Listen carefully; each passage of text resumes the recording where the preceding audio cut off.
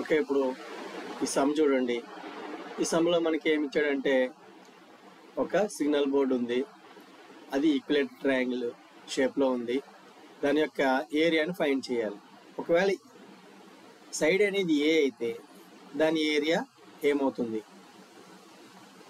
తర్వాత ఏమి ఇచ్చాడంటే దాని పెరిమీటర్ 180 సెంటీమీటర్స్ అయినప్పుడు దాని ఏరియా ఎంతో ఫైండ్ చేయాలి. ఓకే, ఫస్ట్ సొల్యూషన్లోకి వెళ్దాం.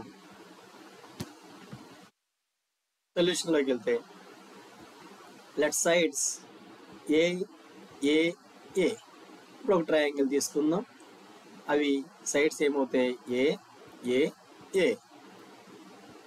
పెరిమీటర్ ఈజ్ ఈక్వల్ టు మనకి ఏమవుతుంది? A plus a plus a is equal to 3a.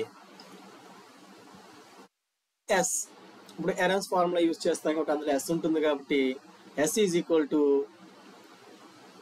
Perimeter by 2, that is equal to 3a by 2. Using Aaron's formula,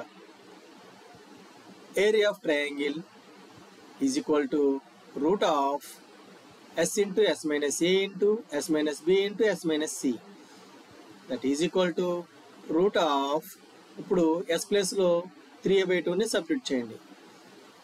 ఏ ప్లేస్లో ఏం చేస్తామంటే ఏని, బి ప్లేస్లో ఏని, సి ప్లేస్లో ఏని సబ్స్టిట్యూట్ చేస్తే మనకి చూడండి ఒకసారి ఎస్ ప్లేస్లో 3a by 2 సబ్స్టిట్యూట్ చేసాము.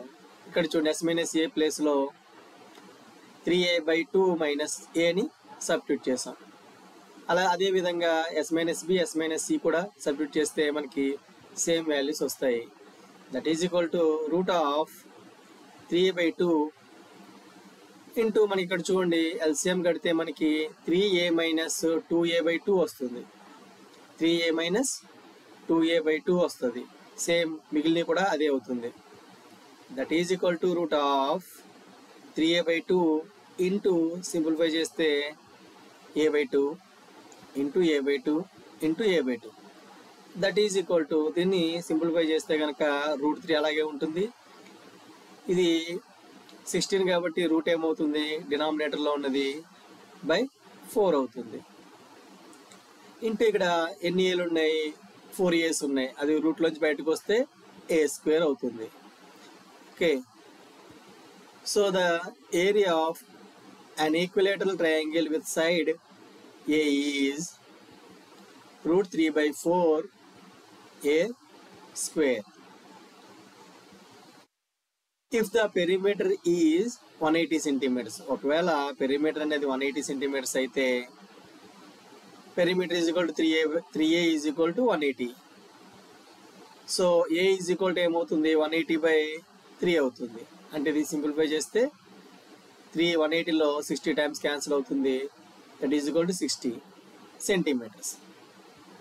Now area is equal to root of 3 by 4 into 60 square, that is equal to root 3 by 4 into 3600.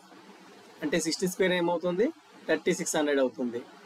ఈ 4 అనేది ఈ 3600లో 900 టైమ్స్ క్యాన్సిల్ అవుతుంది. So that is equal to 900 root 3 centimetre square. Okay, ఇదే మనకు కావాల్సిన answer. ఒకవేళ పెరిమీటర్ అనేది 180 సెంటీమీటర్స్ అయితే దాని యొక్క area is equal to 900 root 3 centimeter square. Thanks for watching.